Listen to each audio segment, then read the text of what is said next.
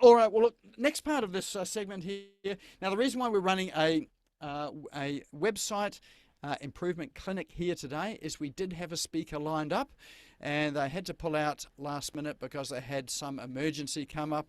So I have stepped into the fray to sort of hopefully deliver some value and help with something that's going to be helpful and useful for you. So this segment here really, and this is a question that I get asked quite often, is why is my website not converting? What can I do to generate more leads and inquiries through the website? Or things like, I'm not getting found on Google. How do I get myself up on Google? And of course, all of these things, it's not just one thing. It is a reasonably complex area, and there are a number of different steps and strategies to follow to get you up there. And it's a bit like an iceberg. What you see on people's websites, or what you see in social media, or what you see online in Google search, is only a small portion of what you do underneath to get it to that position. So there are lots and lots of little moving parts in there to get yourself to be visible online. So anyone sort of feel that, or anyone ever feel a wee bit puzzled or frustrated or even perplexed as to how to generate more leads and inquiries, or to get yourself more visible out there? Anyone in that position? I get unsolicited people sending me messages saying that my website is not performing, and happy to send you a proposal and get you #1 on Google and Yahoo and everything else, and I've got no idea whether they're genuine or not, and whether they can actually do what they say. Yeah. So I haven't fallen for any of them yet. Good. Well, my advice with that is, as soon as you get those emails, delete them, because if that's how they're soliciting for business, something's not right with their business. So, and generally a lot of those you will find are coming from outsource outfits over in or overseas, and some of those places are they're like sweatshops. They're web sweatshops, and all they're really interested in is getting your business and getting you to pay for it. And generally, often the results are not that great. And what you've got to watch out for that are some black hat techniques, which can actually harm your website. That'll work in the short term, but in the long term, they will harm your website. So one of the common things is getting backlinks, lots and lots of backlinks to your website. That's called off-page SEO, or off-page search engine optimization. It's great to get backlinks to your website, but it's not good to have what they call spammy backlinks that are coming from porn sites or crypto sites, or what they call web farms as well. It used to work in the old days. These days it actually kills your website. So it is quite the reverse. So, and there are still outfits out there offering that sort of thing, which is what you'll find with some of those emails as well. And if you're none the wiser, you don't know that what they're doing is damaging your site and is not actually working, because it looks like it's working in the first instance, and by the time it's damages your site, they're well gone. You're in the position of, how do I fix this thing now? So yes, that's a good, really good point, Annie. Anyone else have? Yeah, Fred. For some reason, can't hear you there, Fred.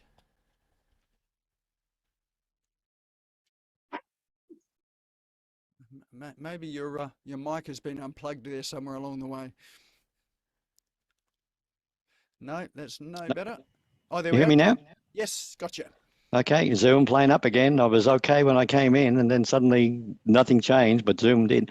Yeah, I was going to say that I second exactly what you're saying, because obviously I'm in that game, but I get repeated emails every day of people telling me that, we can optimize your website and do everything else. And they obviously haven't looked at anything. It's just a blanket email that they send out to thousands of people, haven't looked at anything, and hoping to suck people in. So, just be careful of who you deal with, I suppose, is the lesson in that. And you were talking about off-page SEO with backlinks. Totally agree. I mean, one of the things Google looks for is backlinks that don't really reflect what you're doing. So there's no point in having a backlink to a massage parlor promotion if you're doing some kind of education in a different arena. So the backlinks have to be relevant to your business as well. So you get a lot of them where they just get a backlink on a university site, and yes, it used to have credibility. That's no longer the case. So there's a lot in it. You just got to be very careful about who you deal with and what they're offering.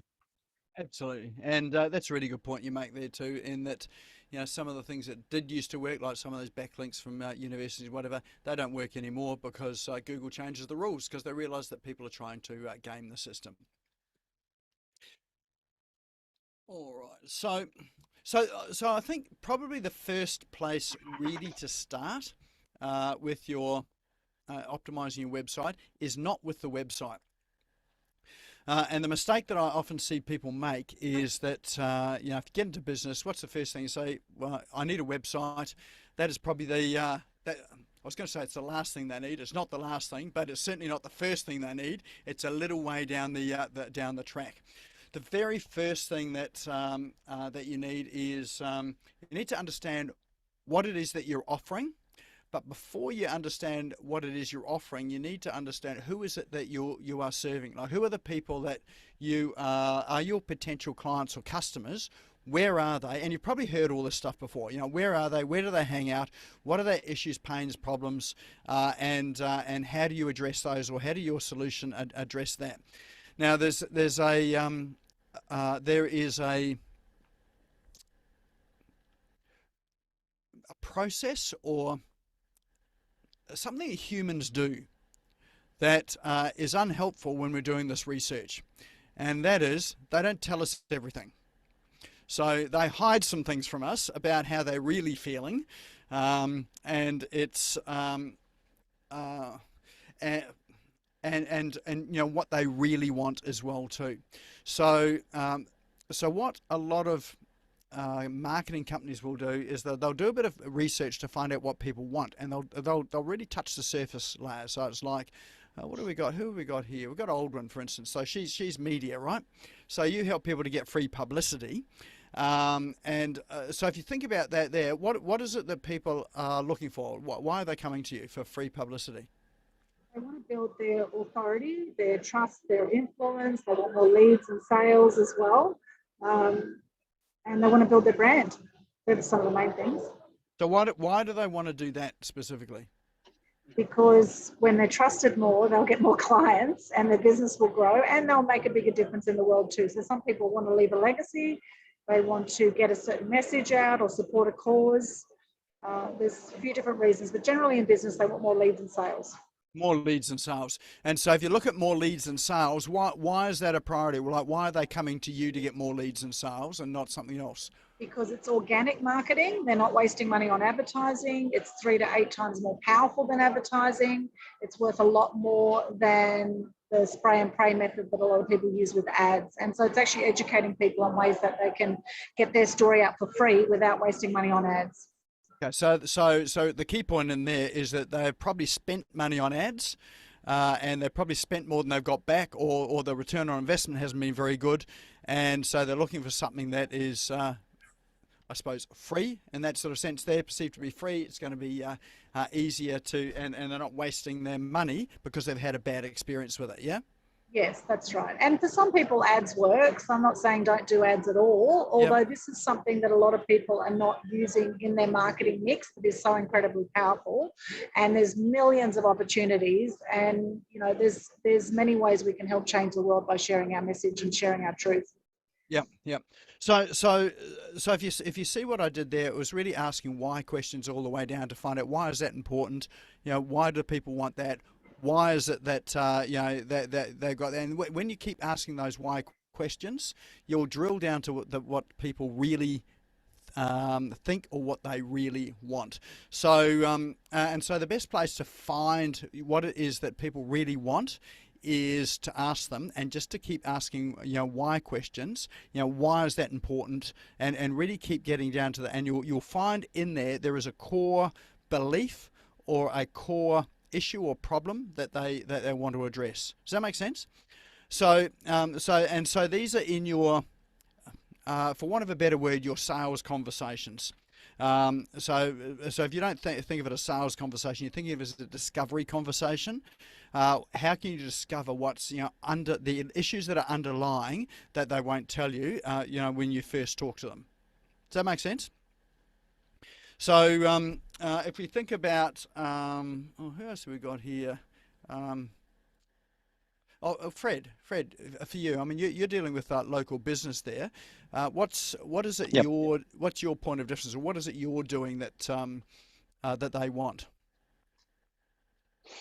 Well, I suppose the same as every business. Like every business wants more money. Now, whether that's generated through leads or contracts or whatever it is, like that's the ultimate. Like it's they want more cash flow. Yeah. Right? So what we do is we help them generate leads, and that's by getting the message out there so people see what they do. Yeah. Yeah. Right? So, and when I say I concentrate, like one of the first, like, yeah, I was interested when you said the first thing you should do before you actually start promoting yourself. I was just like, I had my ear really listening to what you were going to say, and you went down a different path, because I agree with you that people don't necessarily need a website day one, right? For me, the thing we work on is your Google My Business page day one, right? So before I work with any client on any topic, I build their business My Google page, get that sorted, get that optimized, get that happening, and then we drive leads to a website. So that's the start of the lead generation. So you've got whatever tool it is, whether it's you're using Facebook, you go to Facebook and you can go into all the groups and you can drive them to your Facebook profile. But unless you've got a call to action on that image that sits up the top of your profile, you're not going to get any benefit out of doing that. So no matter what lead generation tool you're using, you've got to have a game in mind of what the outcome is, what you expect. So, people talk about free lead generation with Facebook by going into Google or going into Facebook groups and, making comments, and then people, and I agree with it. People make comments in there and somebody's going to look at your profile. But if there's nothing on your profile that tells them about what you do, it's a whole wasted effort. So you've got to make sure you got your game plan in place of where you start, what the middle bit is, and what the outcome you expect is, no matter what platform you're using to promote yourself, whether that's Google, whether it's Pinterest, whether it's Twitter or LinkedIn or whatever it is. There's got to be, this is how I'm going to generate the leads. This is what I'm going to nurture the leads, and this is how I'm going to convert the leads, and this is how I'm going to turn it into money. Right? Yeah. So they've all got to be in place no matter what platform you use. Excellent. And I'm glad you mentioned Google My Business. That's a little bit further down the track from discovering who your customer is and what their real issues are. But I would 100% agree that Google My Business profile is going to be before your website, because that's how people are going to find you to start with. So who here's got a Google My Business profile? Who's claimed their profile? Okay, if you haven't, that would be the first thing I would do when you leave this session tonight. It's super easy to do. Just go to Google My Business. Well, just Google My Business, and then type in your business name. Often it's there, and you just need to claim it. And once you've claimed it, you've got your profile, and then there's a process there to go through and optimize it. But at the very least, you should claim that profile for the very reason that in Google search, Google has a section there which is what was Google Maps, and that's what appears on pretty much every search page. And so people are looking for what you do and what your services are. Then once you start to optimize your Google My Business profile, then it will appear in that search area. So yeah, 100%. Can anyone answer my question in regards to Google My Business? Because I'm guilty of this, but you're meant to update it with posts every week, aren't you? Yes. So I think the post longevity there is 2 weeks, I believe. So it's a bit like stories, and Google wants you to keep updating them every 2 weeks. So you need to have new content there every 2 weeks. And so there are social media tools out there. It can be the same content as well too. So you can repeat the content. Because it disappears, you can just come and repeat it. And that's fine. So you might have a quarter's worth of content, for 3 months, and you cycle through that, and then you come back the next quarter, and then you cycle through that same content as well too. Because people won't have seen the content, that get there, and from Google's point of view, it's still, you've still got new activity on there as well too. Brad. Yeah, on that, you've also got now the opportunity to to have messaging in there as well, so people can message you directly now from Google My Business, and you can also put your products for sale up there as well.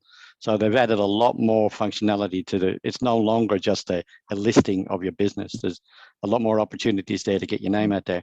And just as a matter of interest, Google loves Google. Yes. So no matter when you start populating Google assets, no matter whether it's Google My Business or YouTube or whatever it is, they love that content and they will give you a lot of kudos for it. And there are also some tools out there, social media management tools. I was just thinking, I think Hello Woofy. If you Google Hello Woofy, that is a social media tool which will post to Google My Business, and you can schedule posts to be posted repetitively. So you might have the same post going every quarter. A tool like that will automate that process for you as well too. But it doesn't take a lot of time to do it if you schedule it into your calendar. One thing that they don't do very well is updating changes of address. Just over 7 weeks now since I've moved. 4 times I've submitted a request for change of address. 4 times they've said, we'll post you a postcard which will arrive in less than 6 days, so that you can then get the code off it to type in. It's ridiculous. So no postcard for you yet. 7 weeks, 4 attempts. Yeah. Actually, Jeff, you had an issue there with Google My Business, I think, for a while there, didn't you, with these postcards? Yeah, well, they still haven't come through. And they were punishing people because of changes that were made. One was it's just change of address, and another one was just a post that they objected to. So I'm trying to get them back online at the moment. Yeah, one of the things that has happened with Google is that they've had substantial delays in addressing things like approving reviews. People leave a review for you. They've had delays in that there, had delays in support, obviously delays by the sound of things in getting those postcards out as well too. It was due to the COVID, but I'm not so sure it's due to that anymore. They might be just overwhelmed with the amount of work coming through. Yeah. The amazing thing is that when I did my change of address, the postcard came within 5 days. Oh, there you go. Never struck that before. Yeah. Well, I did. Question there, Jeff. Did it come to your new address or to your old address? No, it came to my new address. No, yeah. It has to come to the new address. Yeah. They've also upped the opportunity now for phone confirmation as well. I was surprised. I put a new client up today, and when I created their account, I was offered the opportunity to verify by phone. So that client, I gave them the expectation of 2 to 3 weeks before we could verify their account. They're verified and they're up and running, all in the space of a couple of hours. I've had that as well too. So, and one of the drawbacks, apart from it's not too bad because I only moved 3 or 4 suburbs, but someone did a review on there for me the other day, and I couldn't respond to it. It wouldn't let me respond. So. That's happened as well too, and that's because there's been some delays in approving those sort of things. So yeah. All right. But it's important to have it. And the one thing about all of this stuff, guys, is that remember it's free. Yeah. Right. And you're not paying for the service. It's just it's an added bonus that you've got, and nobody knows what rules are going to change. Like they could start charging for all of this stuff later in the track, or do anything. So it's not something you should rely on. But right now, it's the best tool out there to get seen locally. Yeah. And it's Google's tool as well too, and it's for their purposes. And a photo can contain written information in it. Oh, what was that, Paul? So you can add photos and videos. Yep. And unlike you talked about making posts and the posts disappearing after a while, a photo can have written information in it and it doesn't disappear. Yep.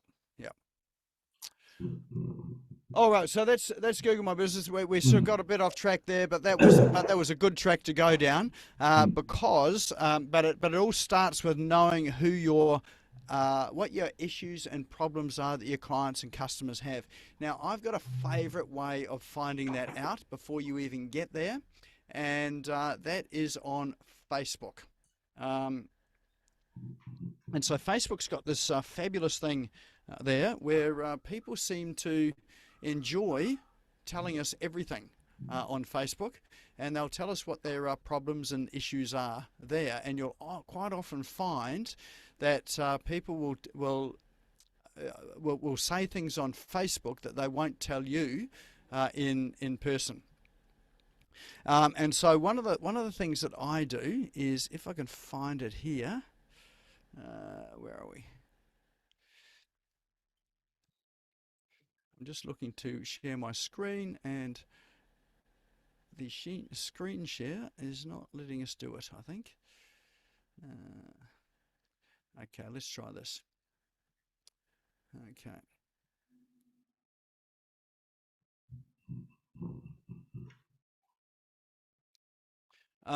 So one of the things about Facebook is you can go to sort of a Facebook. I'm going to go to business,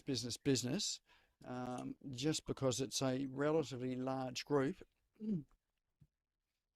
and I happen to be a member of it. And you can really get drill down and find out what people are, what they're thinking. So where are we? Business. So they've got this little search function here. So if you click on that, so that was on the right-hand side there. Well, this is on desktop. It's different on your mobile. But if you just search in a group and search, say, let's search how. So just search for that one word, how. And what that will do is it will filter the results. Oh, hang on, let me get into the group. I think I wasn't in the group. Business. Here we go. Oh, no, it was in the group. Okay. So we're just going to search for how. Okay, what comes up here are all of the posts that contain the word how. Now, generally, how is a question that people are asking. So here you go. Here's one here. Hi, I'm wondering how to work out the sale cost for a business. If anyone can point me in the right direction, I'd appreciate it.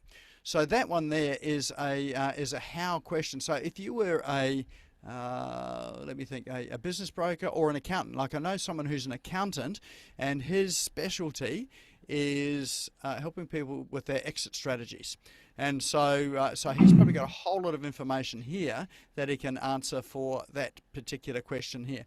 So, and more than that, you can see there are 29 comments in here. So with those comments, you can drill down and you can start to see how, what people are commenting as well. So you start to get some sort of flavour of the sorts of things that people are saying. And in those there, what you'll find, you're looking for ones that have got a discussion in there, where hopefully the person that's posted is also coming back to discuss or to ask, some further questions. And it's in those further questions that you will really get the reason for them asking the question. So if we drill down on this one here, for instance, so we've got the author here. So this is this Jodie Baker again. She said, that's great.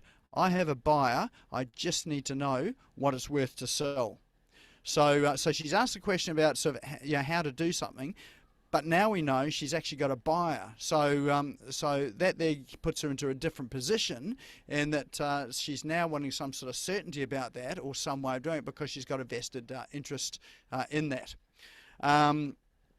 So this is one that's unscripted. I didn't I've not searched for this one before, but if I was working with an accountant or sort of a business broker, then there's some really good opportunities that are in it. So when you're starting to craft your website, if you were an accountant that worked on exit strategies, then you can sort of think, well, here's a question that's being asked. I need to be able to address that somewhere in the website. And so that's just one question. And then you can go up and search the term what. So that was just how. So you could search through and just have a look for things that are related to your business, that are how questions. Then you can look for what questions. So what is another one as well. What have we got here? Let's have a look.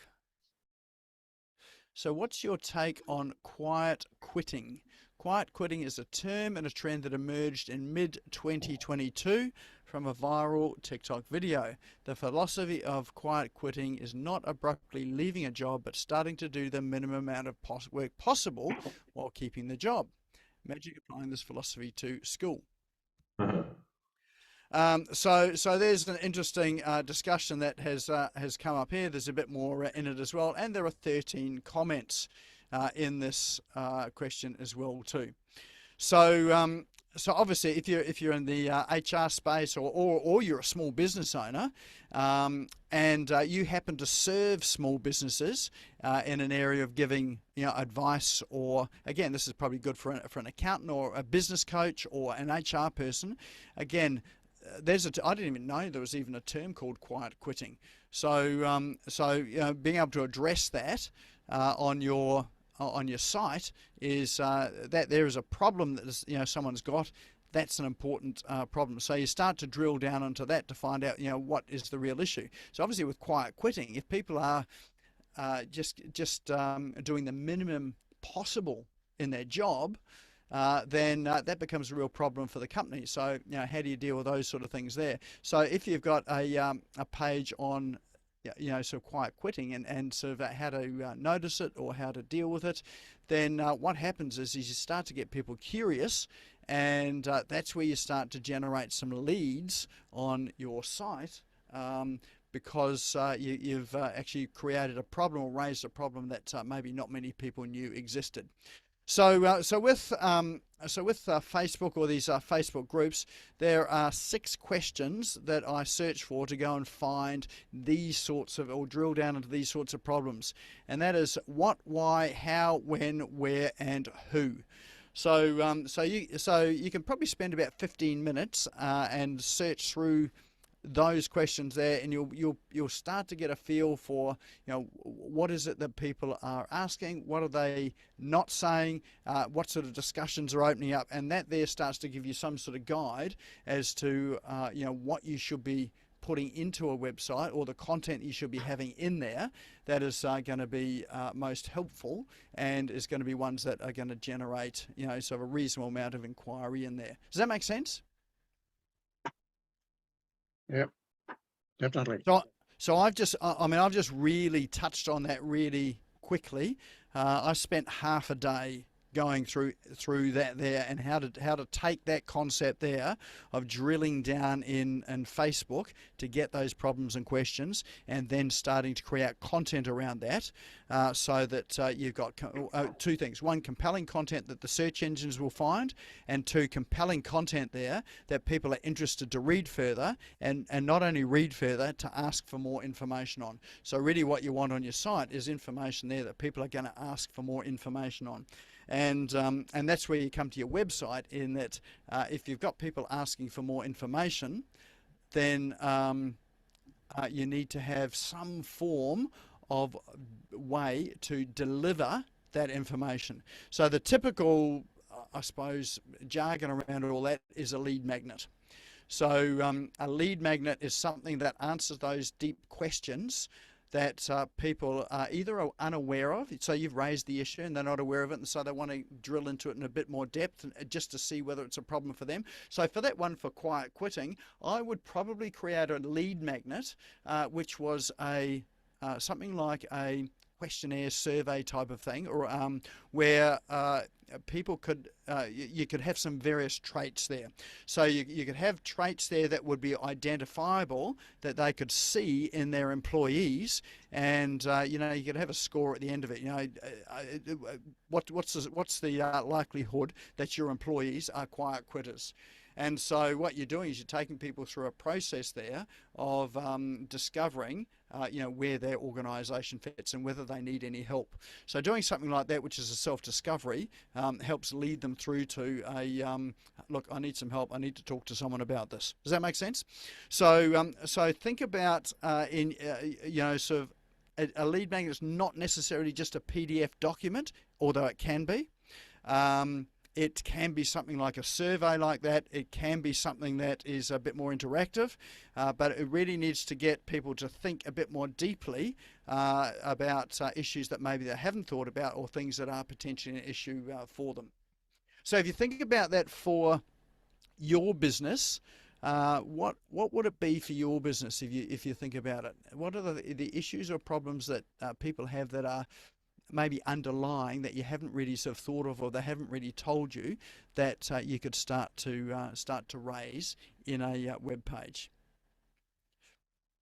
So that's sort of just rhetorical at the moment, but for you to start thinking about that there, if you jot that down, so you think about it, and then start to do some research in Facebook. Now, say Facebook rather than any other social media platform, because that's where people splurge.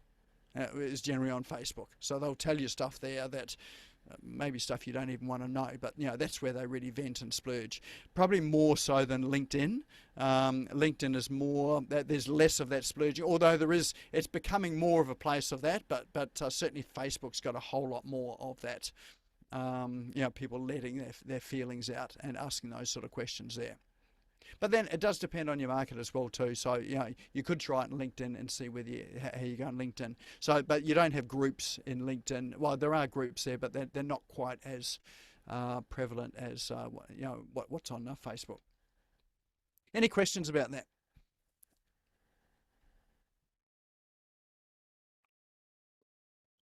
Nope. All right. So that's the very first stage of getting to your website. So if you go and have a look at your website should be reflective of the issues, the deep issues and problems that people have that they are not aware of, or that they want a solution to. And all of you will have that as well. So who am I looking at? Paul, I think you definitely will with video, because there's a whole lot of stuff that people don't know about video. In fact, there's a whole lot of pitfalls there that they're not aware of. Aldrin with media, Annie with your animal work and animal parents. Jane definitely with art. You're dealing with people like me who sort of are not particularly artistic, but might think that they are. But you can get our pheromones and hormones really going to well, it's not pheromones and hormones, is it? It's oxytocin, isn't it? Oxytocin and your endorphins. That's right. So you've all got that. I think Andrew, who's here as well too, is a business coach and consultant.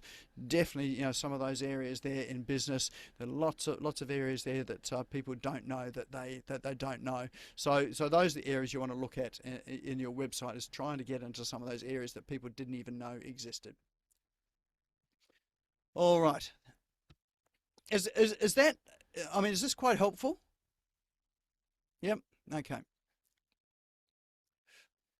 So once you've got that, then the next stage of it all is to think about your websites. How do you reflect that in your website? And the one thing I would be looking for in your websites is to have people saying things like, "That sounds like me," or "That's my situation," or "How did they know this is how I'm feeling?" The worst person you can get to critique your website is your husband, wife, mother-in-law, sister, brother, father, those people there, for the very reason that they don't know. Well, they're not your ideal client. They don't have the issues or problems that you've got. The people that you want critiquing your website are your brand new visitors. So, which is a really hard thing in the sense that you build your website, and then you've got to wait for your visitors to actually give you feedback on your website. But there's some good tools out there to help you what they call split testing. So Google Optimise. So Google Optimise is a really good free tool. if you just Google it, you can. What it allows you to do is to change the content on your website without changing the content on your website. So what that means is you might have a headline. So let's just grab. Oh, I'm just going to grab one of your websites here now. Let me share my screen. All right, I've just picked your website there, Annie, because it just happened to be in front of me. So what Google Optimise will do, you can see that on Cosmic Heart Intuitive, so Annie's website here, she's got a headline here: start a conversation with your animal or their soul in spirit. So Google Optimise will allow you to change this headline here, for instance, to something else. And so it might be something like, are you curious about what your pet, where your pet's gone, and you know, sort of how they're feeling at the moment. So there might be two different headlines that you want to check. And so with Google Optimise, it will change the headline, what would you call it, on the go, so dynamically. So it doesn't actually change your website, but when people see it, it's a different headline, and it does it dynamically. And then it measures which one of those gets a better cut-through rate in terms of claiming your free guide. So there's a free guide here. You know, claim my free guide, and so you can test which headline gets the best download of the free guide. And then what you do is that you would just keep the headline that is the best one. Then once you've done that, you might then go and test something else. So you might test this button here. So claim my free guide, you might test and say download this free guide. And so you can test the button, so you know whether it's claim or download. And so you can run through all of these experiments on Google Optimise, and it will, and then you can, that's how you're testing it with your visitors, and they are telling you, they're giving the feedback as to what is the most important thing for them. So you're not guessing at it, you're not asking your loved ones, you're actually getting real life data and information about you know, what works for your website. And Google Optimise, if I can just go and grab that for you so you know where it is, I'll drop the link into chat. It's a free tool. You just grab a bit of code on Google Optimise. They give it to you. If you've got Google Tag Manager, or if you've got a, certainly WordPress website, it's easy to add it in. But most sites, you just add it into the head of your website, and that's how. And then from there, you're using the Google Optimise platform to test it. And so you would then just create what they call an experience. And so you've got things like A/B tests, which is what I was just talking about now, multivariate tests where you're testing more than one thing. You can have a redirect test, which means that you redirect people to two entirely different landing pages. Personalization, which means that you can target your page for particular customers as well. You can personalize it, and then you can have banners on it as well too. So, but in most cases, you're going to use an A/B split test. This is what you are wanting to do to test, and I've already been in the throes of setting up a test here. So once you do it, then you just run through these prompts here. It'll take you a wee while to work through it. You know, maybe half an hour or so to set it all up. Maybe not that long there, and then once you've done it, then you can preview it, and then you can run the test, and then you can start measuring the results. And Google Optimise will actually measure those results for you. You can see it will get you to link it to Google Analytics, so you link it to your Google Analytics account. If you don't have Google Analytics, definitely one of those tools that you need to have in place to link it. So you can see that it's automatically pulled up all of my sites that I'm managing here. Somewhere in here, I'm going to find this one here, SmashGo. All right, and we're going to link that. And so this is where the tracking happens, is in Google Analytics. and you'll get a report, and you'll be able to log into Google Analytics to check it. So you really just need to run through all of these steps. It's not that difficult. You don't need a coder to do it. You can generally do it yourself, and they have got reasonably good documentation for this as well too. Oh, and they've got a reporting tab up the top right here. I've missed that one there. Nothing to report because I haven't hooked this one up, but you'll be able to get some reports as to which is your successful one there. But I've used this tool. It is an incredibly powerful tool, and it is free as well too. So it costs you nothing. It is part of the Google experience. Any questions on that there with Google Optimise?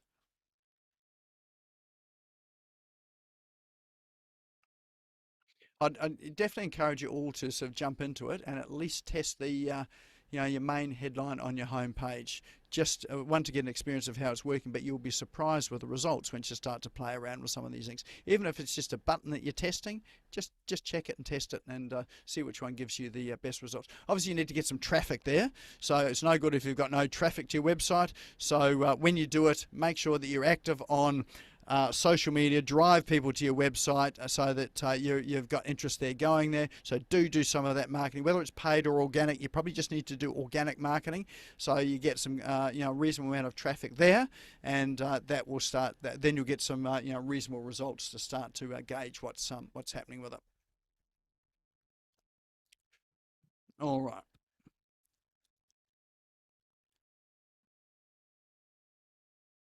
Let's just jump back to. You happy for us to have a bit of a look at your site, Annie? I'll charge you $10 each. Excellent, like that. Good sort of capitalist intent. Yep, go for it.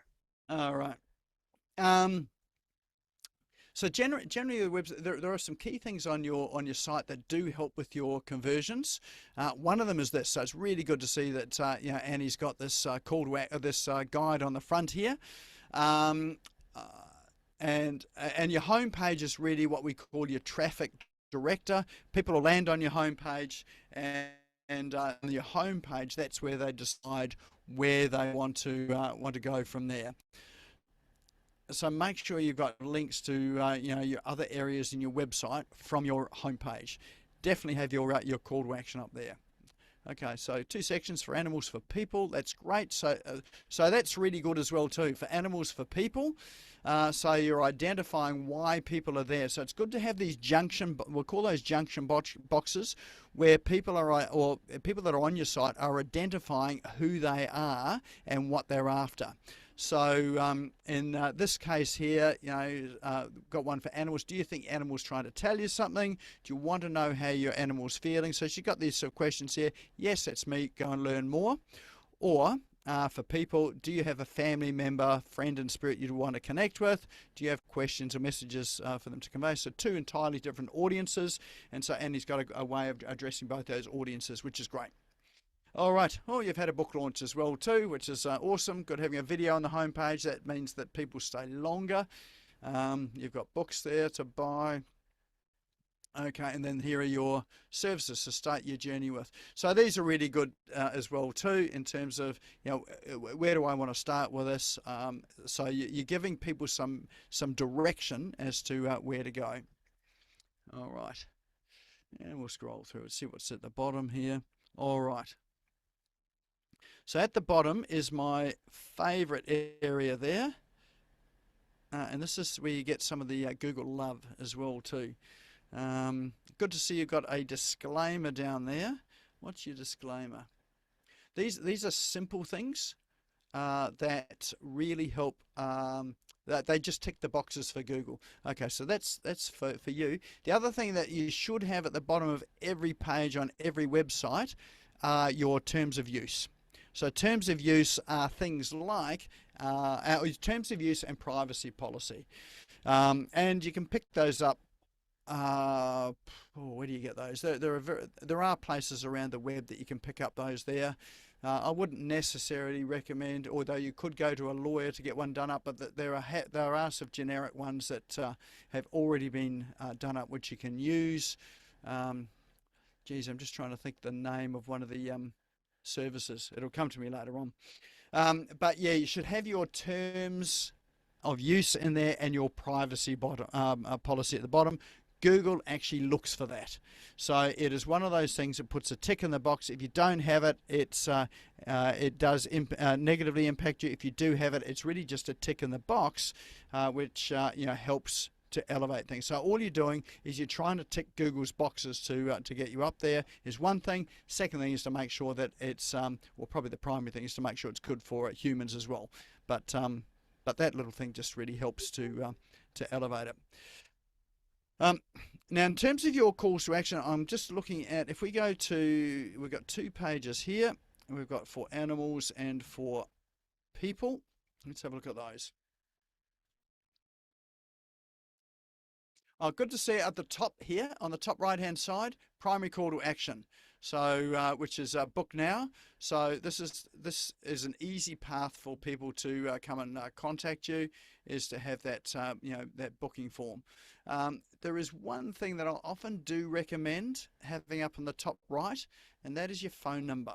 So it just depends on how you are with taking phone calls and whatever, but if possible, having a phone number, because people, so there are people out there that just want to pick up the phone and call you.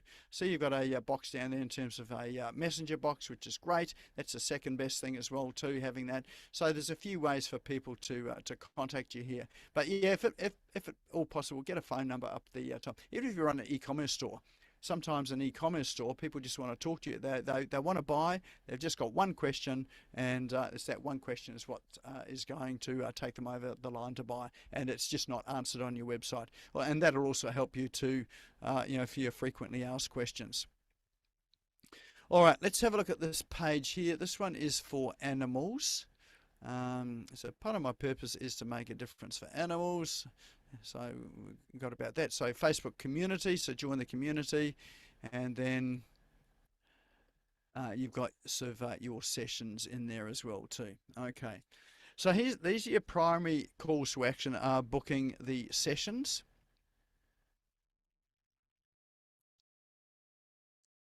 What have we got? We've got a book here. Does that take you to the...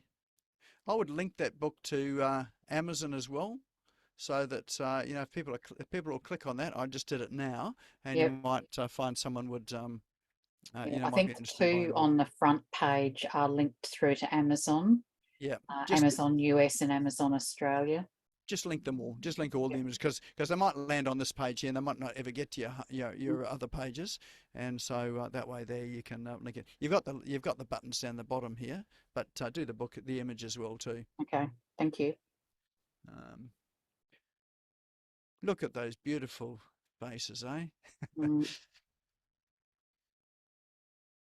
Join the Facebook community. Now let's have a look at that. Excellent. You've got that taking them to a separate tab. So anything that goes to social media, make sure that it opens up a separate tab.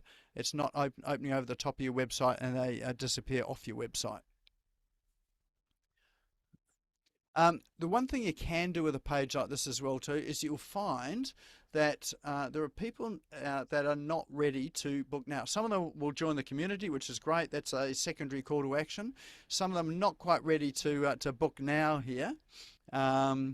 So what I would offer in this on a services page like this here is another lead magnet, or another way to capture someone's email address. And the reason for that is that if they are maybe just looking around, or they haven't quite made a decision yet, then it does give them something that they can take away, gives you their email address, where you can then continue that conversation through your CRM. And so that obviously your lead magnets, or any place where you capture people's email addresses, should be connected to your CRM. And then you can start those conversations. So you've got your, like on your homepage, you've got your general downloadable document, but on each of your service pages, the next thing is to have one that's specific for each of your services on the service page, and that will increase your interactions, and it will increase the leads on your website as well too. So you would have one on the animals page, and you would have one on the people's page, dealing with both, animals and people. So it could be answering more questions about, what you're doing, and it could possibly even repeat some of what you've got in these sessions here, with a bit more detail as well too. And then what you can do is that people don't know you yet, and so you can by having a conversation with them from your CRM with marketing, then you can just sort of warm them up. It can be well, what is a conversation that you're having with you? What does it involve? What are some outcomes there? What are the common questions people ask? Maybe having some case studies about what had happened. So, just include all of those in your emails, and you'll find that that'll increase your conversion rate because people are getting to know you, they're starting to trust you, and from that, you'll get some conversions coming back through that as well too. And if they've joined your Facebook group, then they'll be seeing you on Facebook, and they'll be having email communication as well. So would you put little videos on these pages as well, like an intro video to me, or would you put that on the front page? Or definitely be good for this. So on a page like this here, a video would be really helpful on this, explaining what it is you do and how people become involved, or why they might even be interested. Yep. Okay, thank you. So really what you're thinking, really what you're looking at doing is turning this page into another home page, but just for this specific topic. And then the people page, it's almost like another home page as well too. So just imagine if this is the only page people found, is there enough information in there for them to make a decision and to give them everything they need without them clicking through anywhere else?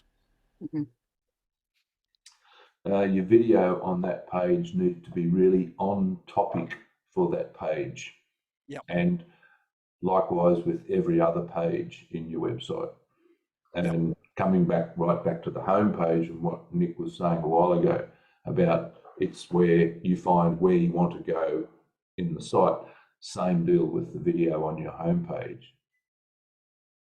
Yeah. Short. That's absolutely right, and it's like when you're on your services page, that's an even more specific video only about this, and it really is because they possibly are not even interested in people, sort of talking to people. They're only interested in talking to animals. So you wouldn't even bring up talking to people in here. You're only just talking about animals. If they're interested in people, they'll be on the people's page.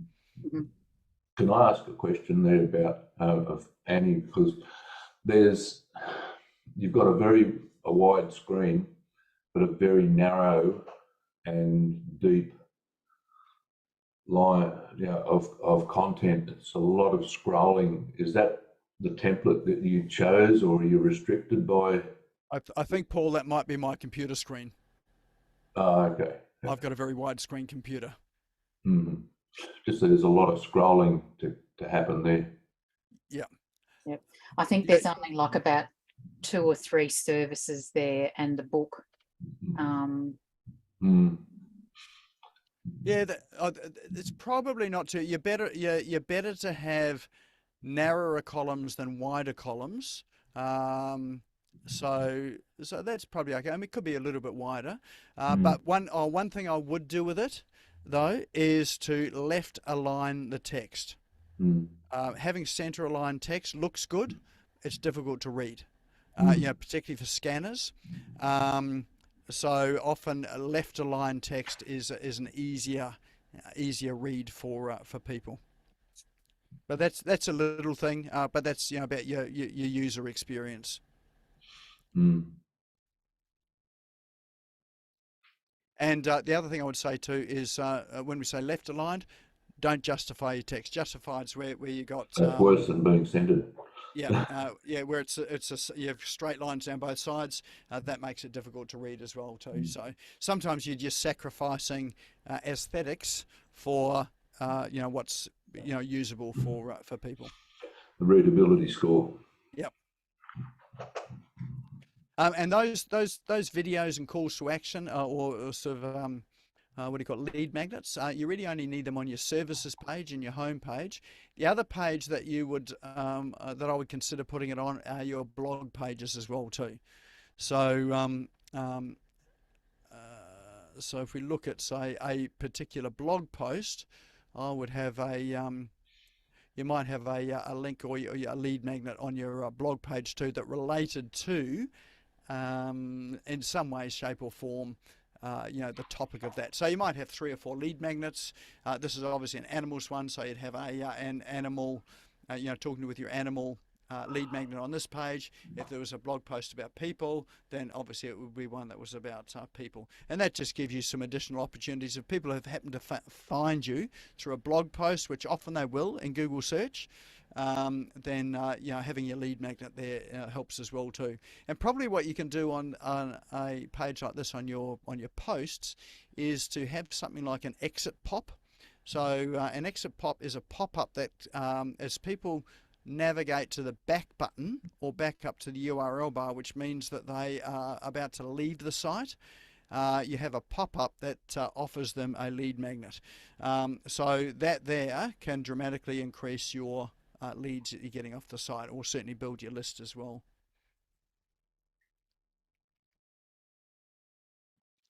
Just one word of caution about those pop-ups is that on mobile devices, you generally want to disable them on mobile devices because they become annoying. And Google has got it doesn't like them as well, and can penalise you if you've got pop-ups on mobile devices, particularly ones that are difficult to close. So if at all possible, just have your pop-up on your desktop version, possibly your tablet version, but not the mobile version. That's a very good point that you just made there, Nick, because I'm with Shopify. So my website is a Shopify template, and I'm trying to get the pop-up to not come up on every page. So now you've given me more homework. Only the home page and not on mobile. What about laptop and iPad? Laptop's fine. So having pop up on laptop's fine. That's treated as a computer screen. And iPad's probably, or with tablet is fine as well too. As long as it doesn't take up the whole screen, it just takes up the part of the middle, and you've got a button there to close it easily as well. Yeah. So it's really just phones that it becomes a problem. Are your pop-ups coming from your CRM, or are they inbuilt into Shopify? No, I'm pretty sure it's inbuilt into Shopify. So they probably have got an option there to disable them for mobile devices. And also for other pages. And other pages, yes. Yeah. Yes. Because I drive a lot of traffic to the paint and sit page. Yeah. The majority of my traffic that I try and drive to is to the paint and sit page. I don't want the pop-up coming up on that page, because that's not why they're there. It's taking them away from what your primary call to action is on that page, and you don't want that. So so you should be able to disable it for that page. So I'd just be looking at some of those Shopify settings or some of their help documents on how to do that. You always give me homework. That's my job. You make me spend money and give me work. Well, then that's been a successful night for me. Maybe not for you. And that's a good point too. One thing that I see over and over again too are pop-ups that are not disabled on things like checkout pages, login pages, and sort of those functional pages. You want to make sure they're disabled across those pages as well, and they're only enabled on the pages that you want. Otherwise, you're creating more friction for people, particularly if they're on checkout pages and you're wanting them to pay. They've got to keep dismissing a pop-up. Then you'll lose some customers there. They'll just get annoyed and they'll just leave.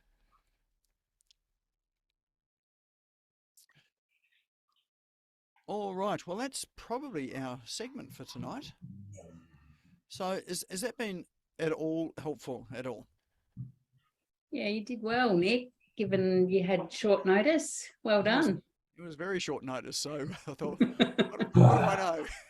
Yes, some very useful tips through that, Nick. Very, very good. Yeah, Really oh, good.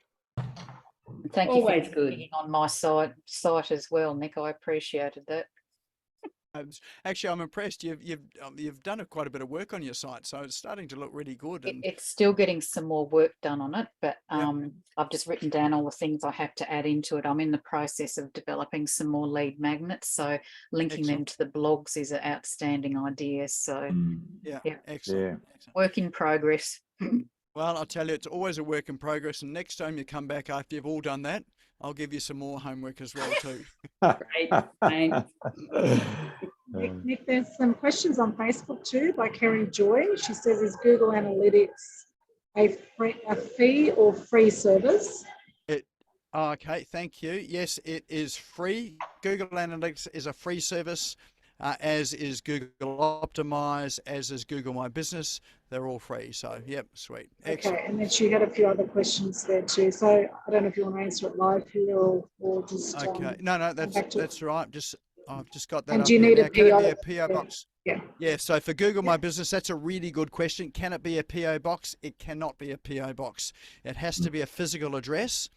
But what you can do, I believe, is, and Jeff might be able to, is Jeff still here? Yep, Jeff might be able to give some clarity on that, is that once you've got your card and verified it, then you can then choose just to show a suburb, not your actual street address. Is that right, Jeff? That's right. Yeah. And the thing is that, especially if you're offering services which are not at your premises, like a plumber, you don't go to a plumber to get your taps fixed. You call him to your place. So he's not doing services at his own premises. So he's allowed to not display his address. How can you switch it off though, Jeff? Because I don't remember putting it in, but somehow it's linked on the computer and I found my address on a few places where I've never put it in. Yeah, well, you've got to put your address in so they can send you the postcard. Yep. But there'll be a way there that keeps changing the way you set it up. I haven't set one up for a couple of weeks, so they keep changing the way you set it up. So it should be there somewhere where I'll you go back just and have a look. say, it's that the people are not coming to your address. They're not coming to you for your particular services. So just have a look at some of those display settings. The other thing too is Google's got some reasonably good documentation. So if you have a look at their help guides, you should be able to find out, in their help guides how to switch that off as well. I actually did use my PO box. So because my PO box is linked to a small Australia Post, where there's probably only 100 mailboxes in total. I actually put the street address of Australia Post, and because it has my business name on it, they then put my Google card in my post box. But because my business is an online business, I just was not going to have my street address coming up at all. So I tried it and it worked. Yeah, that is a really good hack, because you can do that. Any mail that you can just use a post office, a physical address, and any mail that you get there will generally get to you. Yeah. And you can go into the post office. Like if you don't have a PO box there, you can go into a post office and ask, have they received any mail for you, and they'll give it to you. Yeah, I've heard of people doing that when they're on holidays and they're moving from one town to another, short stays.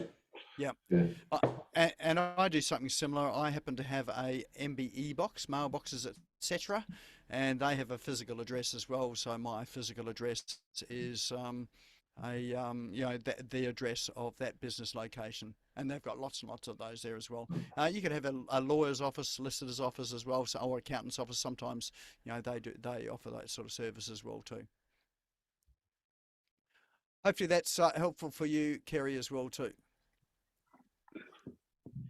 All right, I think that's all the questions. Thanks, Aldwin, for answering those online. Excellent. All right. Well, that is our session for tonight. Thanks, everyone, for coming along. I hope you found it useful. If you've got any other questions or you do want to have a sort of a more comprehensive look at your website, feel free to reach out. More than happy to help with that sort of thing, give you some advice, some tips and some leads into where you can go to help to improve things. If you want to watch this again, or for those that missed it, it will be up on YouTube tomorrow afternoon on the SmashGo YouTube channel. And if you subscribe to that channel and click the little bell, then you'll get a notification to your email when it's up and running. Also this Thursday, for those of you that are online and having lunch at 12 o'clock Australian Eastern Standard Time, there is a Zoom webinar for half an hour with a bunch of people talking about what's happening leading up, or how to manage your business into what looks to be a recession coming up. Even if there's not a recession, it is still helpful as well, because it makes your business a little bit more robust and helps you to manage your way through good times as well as poor times as well too. So I think, oh, look at that, the link is in chat. So if you'd like to come along to that, come to that. It's only half an hour. It's 20 minutes of talking, 10 minutes of Q&A, and there are various different speakers speaking there, and it's a 6-week series. Week 1 was last week. Week 2 is this coming Thursday at 12 midday Australian Eastern Standard Time. And I think that would be a wrap for today. So thanks everyone for coming along. I hope you found it useful, and look forward to seeing you next time.